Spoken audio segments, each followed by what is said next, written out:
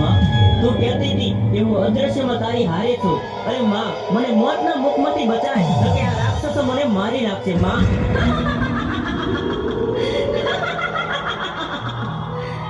મારા સાચા ભક્તને રંજાડનાર રાક્ષસો હમણાં ને હમણાં તમારો વધ કરીશ.